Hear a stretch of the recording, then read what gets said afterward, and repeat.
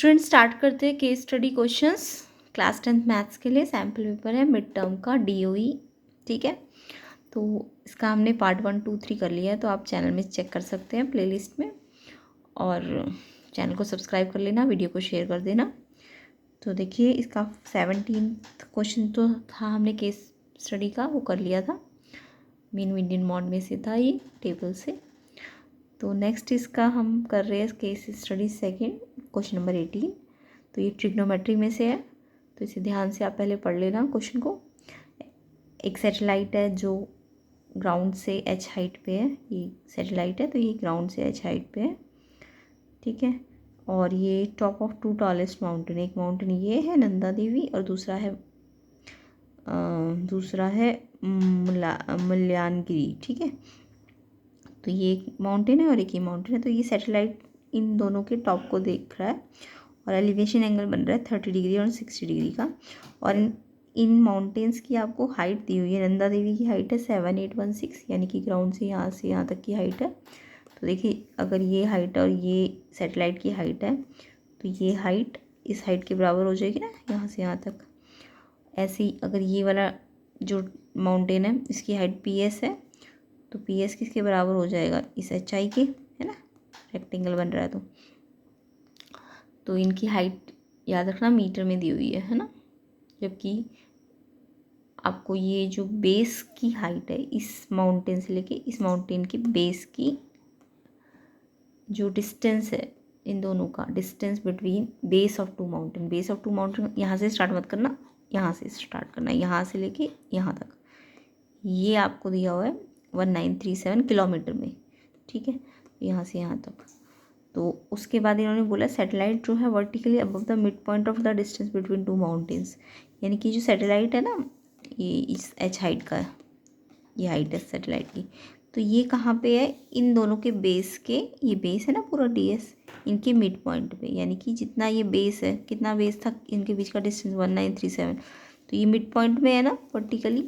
तो यहाँ से यहाँ तक का और ये यहाँ से यहाँ तक का इक्वल है। तो इट मीन्स ये पूरा अगर 1937 है तो ये आधा कितना हो जाएगा, इसका आधा हो जाएगा ना 1937 का। तो ये इन्फॉर्मेशन आपको पहले लिख लेनी है क्या क्या दिया हुआ है क्वेश्चन में। तो सबसे पहले तो आपको AD नंदा देवी की हाइट दी हुई है कितनी, 7816 मीटर में, और PS दूसरा जो माउंटेन है उसकी हाइट दी हुई है 1930, ये भी मीटर में दी हुई है। और आपको दोनों बेस का बीच का डिस्टेंस दिया हुआ है, डिस्टेंस बिटवीन जो बेस है ना माउंटेन, एक माउंटेन ये है और एक ये है, तो इनके बीच का जो डिस्टेंस है वो 1937 किलोमीटर में दिया है। और ये जो सैटेलाइट है यहाँ पे वो बिल्कुल इसके वर्टिकली है इसके मिड पॉइंट पे, तो यानी कि ये 1937 पूरा है तो इसका आधा हो जाएगा ना यहाँ से यहाँ तक का, ऐसे ये भी इतना ही हो जाएगा 1937/2।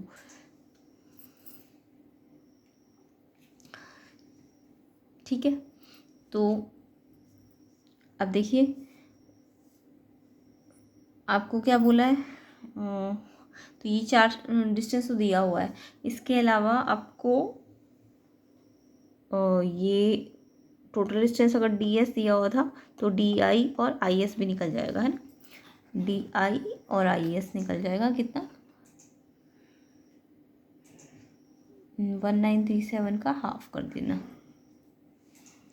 अब देखिए जितना DI है, जितना D से I है उतना ही AG भी तो होगा, ये रेक्टेंगल ही तो बन रहा है ना। तो AG हमें क्यों रिक्वायर्ड है, क्योंकि ये ट्रायंगल बन जाएगा ताकि। तो AG किसके इक्वल है, DI के। ऐसे ही HP किसके इक्वल है, IS के। ठीक है, तो हम लिख सकते हैं DI इक्वल है AG के, तो AG आ जाएगा हमारा 1937/2 का हाफ।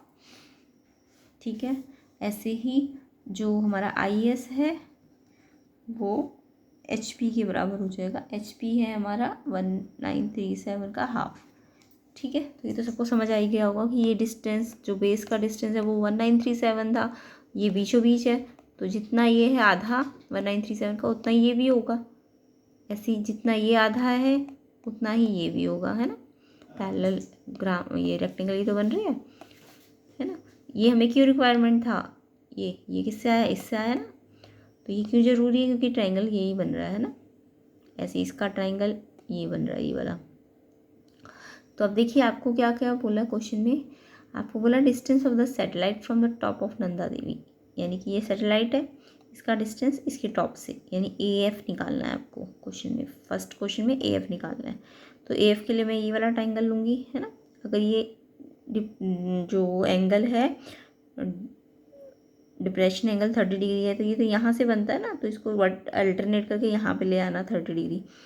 तो ये ट्रायंगल जो है ये 30 डिग्री का है। तो यानी कि अगर आपको निकालना AF है, AF और AG तो आपको पता ही है, तो आपको दो साइड में से एक साइड पता है और एंगल भी पता है, तो आप ट्रिग्नोमेट्री का यूज़ करेंगे। तो पहले हम कौन सा ट्रायंगल लेंगे, FGA। इन ट्रायंगल FGA आपको FA फाइंड करना है और AG आपको पता है ना। और देखिए आपने लिया क्या है, आपने लिया है ये है ना ट्रायंगल FGA, आपको ये फाइंड करना है ये, और ये आपको पता है AG कितना है 1937 का हाफ, ठीक है। तो आपको ये एंगल दिया हुआ है 30, तो आपको फाइंड ये करना है, और ये पता है। तो आप ये बेस होता है जहाँ एंगल होता है, तो ये बेस है, और ये क्या होता है हाइपोटेन्यूज होता है 90 के अपोजिट। तो आपको बेस अपॉन हाइपोटेन्यूज मालूम करना है, यानी कि बेस अपॉन हाइपोटेन्यूज क्या होता है कॉस थीटा, ये याद रखेंगे, बेस अपॉन हाइपोटेन्यूज। आपको बेस पता है और हाइपोटेन्यूज निकालना है, ठीक है। तो आप या तो FA अपॉन AG कर लीजिए, इससे तो H/B बन जाएगा। तो हमें तो B/H अगर बनाना है तो पहले ये ऊपर ये जो पता है वो ऊपर लिख लीजिए, और जो निकालना है वो नीचे लिख लीजिए। तो अभी आपका बेस अपॉन हाइपोटेन्यूज बन गया।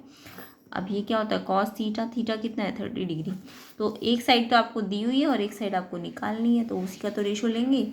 तो वो रेशो क्या बन रहा है, साइड मैंने पहले बेस ले लिया, ये मुझे पता था, और ये मुझे निकालना है हाइपोटेन्यूज। तो बेस अपॉन हाइपोटेन्यूज क्या होता है कॉस थीटा, थीटा कितना है इसमें 30 डिग्री। अब AG कितना है 1937/2, और कॉस FA तो एज इट इज़ रहेगा, ये तो निकालना है। कॉस 30 की वैल्यू कितनी होती है √3/2। अब FA यहाँ चला जाएगा और ये यहाँ के डिवाइड हो जाएंगे। तो देखिए 1937/2 इक्वल टू √3/2, और FA यहाँ आ जाएगा, क्रॉस मल्टीप्लाई करूँगी तो अब 2 से 2 ये कैंसिल हो सकता है, क्योंकि डिवाइड में है ना, प्लस माइनस में होता तो नहीं कटता, और डिवाइड में तो या मल्टीप्लाई में होगा तो कट जाएगा। अब देखिए ये FA निकालना है ना आपको, तो आप क्या करेंगे 1937 को ये √3 से डिवाइड कर देंगे, क्योंकि यहाँ मल्टीप्लाई है ना, तो यहाँ डिवाइड हो जाएगा। अब इसको रेशनलाइज कर लेना, 1937 को √3 नीचे जब भी आएगा तो रेशनलाइज करना, √3 से ऊपर नीचे, तो 1937 √3 नीचे कितना बन जाएगा √3 3 बन जाएगा, ठीक है। अब आप इसे क्या करेंगे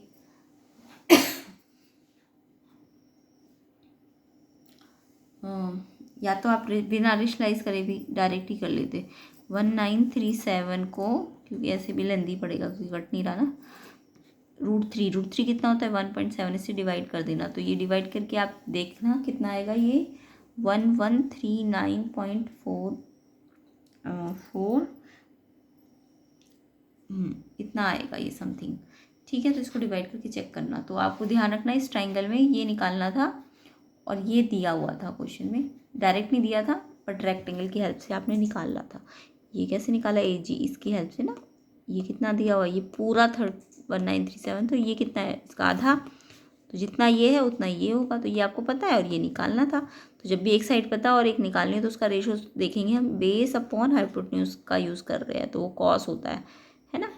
तो यहाँ से आपने ट्राइंगल से ये AF निकाल लिया, इसकी कैलकुलेशन करके देखना, ये आएगा 1139.4। तो इसका ऑप्शन नंबर A होगा फर्स्ट का। अब इसका सेकंड पार्ट करते हैं। अब की बार आपको दूसरा वाला जो माउंटेन है मल्यानगिरी, उसके टॉप्स का डिस्टेंस निकालना है सैटेलाइट से, मतलब आपको FP डिस्टेंस निकालना है। ये सैटेलाइट है, इसका डिस्टेंस FP निकालना है। अब की बार ये वाला ट्राइंगल ले लेना है FHP में आपको ये डिस्टेंस तो निकालना है, और ये आपको पता है ना, जितना मैंने बताया था ये होगा उतना ही होगा। ये कितना है इस पूरे का आधा 1937/2, तो ये भी 1937/2 होगा, ये पता है, ये निकालना है। तो इसमें भी तो बेस अपॉन हाइपोटेन्यूज ही यूज़ हो रहा है इस ट्राइंगल में भी।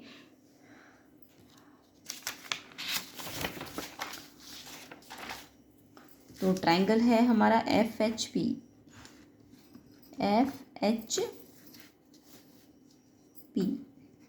ये आपको फाइंड करना है, और ये आपको 1937/2 ही दिया हुआ है। तो सेम ऐसे ही FP निकालना है ना, ये हाइपोटेन्यूज है, पहले हाइपोटेन्यूज मत लिखना, पहले बेस लिखना। ये एंगल 60 डिग्री है। बेस क्या है, PH अपॉन हाइपोटेन्यूज क्या है, PF इक्वल्स टू क्या होता है, base upon hypotenuse cos theta. Cos theta कितना है यहाँ पे 60, PH कितना है 1937/2, और साथ में PF P अपॉन में, और कॉस 60 की वैल्यू सबको याद होगी हाफ, टेबल से याद कर सकते हैं आप। अब देखिए यहाँ PF को यहाँ ले आइए, यहाँ डिवाइड में ना, तो यहाँ मल्टीप्लाई में आ जाएगा। अब 2 यहाँ दोनों से कैंसिल हो सकता है क्योंकि डिवाइड में है। प्लस माइनस में हो कोई चीज़ तो नहीं होती कैंसिल, बट डिवाइड में या मल्टीप्लाई में तो हो जाती है इक्वल के दोनों तरफ। तो PF देखिए कितना निकल गया 1937, ठीक है। तो ये आपको PF ही तो निकालने को कहा था, तो इसका ऑप्शन नंबर होगा आपका C, 1937 किलोमीटर। तो नेक्स्ट क्वेश्चन देखेंगे इसका, distance of the satellite from the ground. अब की बार सैटेलाइट का डिस्टेंस ग्राउंड से यानी FI निकालना है, तीसरे वाले में आपको FI। तो FI निकालने के लिए आप क्या करेंगे, देखिए FI तो सिंपल ही है, FH प्लस HI है ना। FH क्या है हमारा, हाँ नहीं, FI किससे बना है, देखिए इसकी डिस्टेंस अगर मैं ले लूँ, ये वाली इसके बराबर है, ये रेक्टेंगल है ना, ये डिस्टेंस इसके बराबर है, और इसमें FG को प्लस कर दूँ, तो FI किससे बना है, FG प्लस GI से, और GI किसके बराबर है, इसकी हाइट के, नंदा देवी की। तो FI पहले लिखेंगे, FI तो हमें निकालना है ना थर्ड पार्ट में, FI किसके बराबर है, FG प्लस GI। हमने इसको इसी में स्प्लिट क्योंकि FG प्लस GI में, क्योंकि GI हमें पता चल जाएगा, है ना।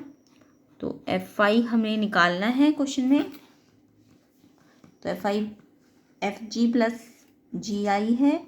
GI तो मुझे पता है, नंदा देवी की हाइट है, नंदा देवी की हाइट दी हुई थी और 7816 मीटर में है, ध्यान रखना। तो ये चीज़ तो हमारी FG जो आएगी वो किलोमीटर में आएगी, तो पहले तो इसे मीटर में रख, ये ध्यान रखना ये मीटर में दिया हुआ है। FG देखिए, अब FG हमारा इस ट्राइंगल में था ना, जो नंदा देवी वाला ट्राइंगल बन रहा था, FGA।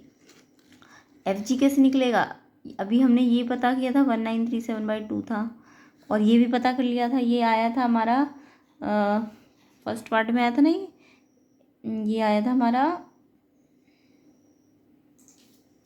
FA था ना, तो FA हमारा आया था 1139.4, ये फर्स्ट पार्ट में हमने किया था, है ना।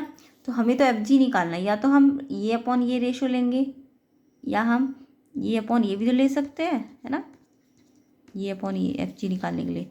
तो FG निकालना है, और ये पता है, ये थोड़ा सा हार्ड हो जाएगा, पॉइंट वाला है, तो हम ये FG निकालना है, इसके साथ इसका रेशो लेंगे। तो हम कैसे निकालेंगे FG को, FG अपॉन AG बराबर, अब हमने क्या लिया, बेस परपेंडिकुलर अपॉन बेस, ये बेस है क्योंकि यहाँ एंगल है 30 का, तो परपेंडिकुलर अपॉन बेस लिया है, तो वो क्या होता है tan थीटा, थीटा कितना है 30। तो FG यहाँ से आ जाएगा, AG तो हमें पता ही था 1937/2, ये 2 जो अपॉन में है इसके वो ऊपर आ जाएगा, अपॉन में था ना तो ऊपर आ जाएगा। tan 30 की वैल्यू कितनी होती है, √3, 1/√3। तो FG आ जाएगा मेरा यहीं, FG यहीं रहेगा, ये 2 तो यहाँ पे मल्टीप्लाई, सॉरी यहाँ मल्टीप्लाई में ना, तो यहाँ पे आके डिवाइड में आ जाएगा, और ये डिवाइड में था तो ये मल्टीप्लाई में आ जाएगा, और ये तो 1/√3 ऑलरेडी था ही। अब इसे सॉल्व कर लीजिएगा।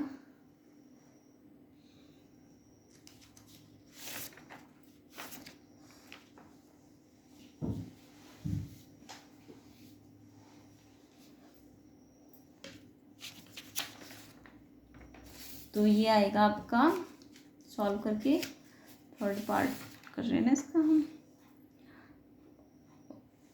1930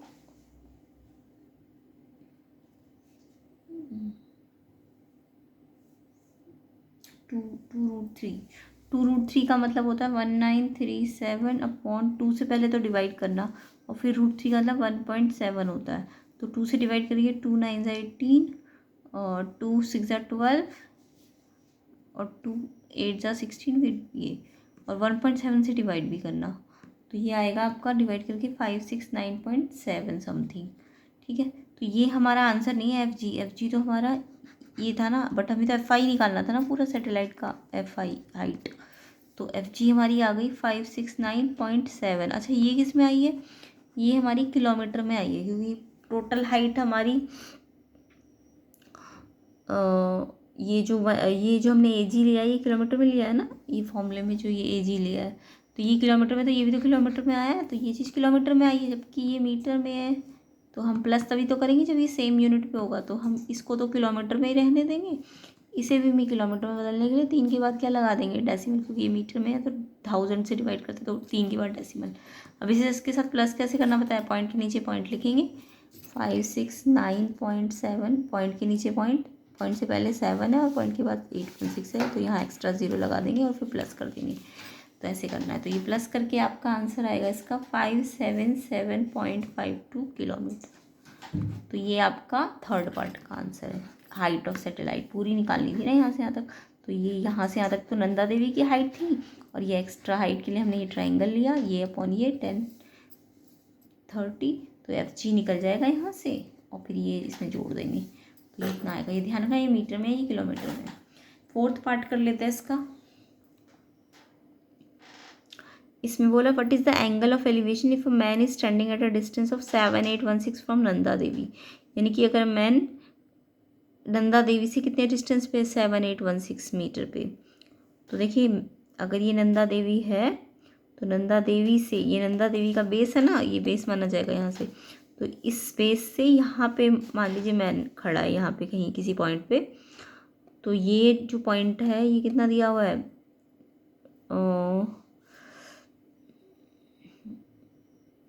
ये पॉइंट कितना डिस्टेंस पे है? 7816 पे।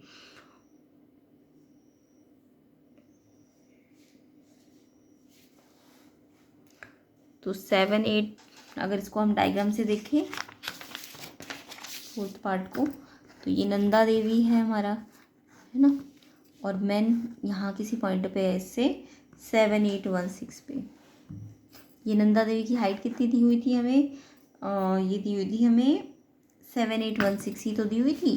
तो हमें क्या दिख रहा है? ये जो ट्राइंगल बन रहा है, ये मैन का और इसका, इसमें क्या है? परपेंडिकुलर और बेस इक्वल है ना। परपेंडिकुलर और बेस अगर इक्वल है तो हमेशा याद रखना जो थीटा होता है वो 45 डिग्री होता है, ये याद रखेंगे आप।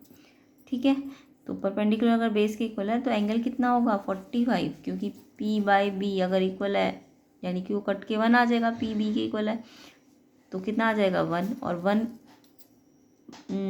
परपेंडिकुलर अपॉन बेस 1 कब आता है? देखिए, परपेंडिकुलर और बेस इक्वल है ना, तो कट के कितना रिजल्ट देंगे? 1, और 1 आपने perpendicular on base tan theta होता है ना, तो tan थीटा कब 1 होता है? जब थीटा आपका 45 होता है। तो ये याद रखना, जब भी आपको बोला है कि इसकी हाइट भी इतनी है और मैन जो है डिस्टेंस कितने पे खड़ा है? इतने पे, तो जब परपेंडिकुलर और बेस इक्वल हो तो अंडरस्टूड है कि थीटा कितना होगा?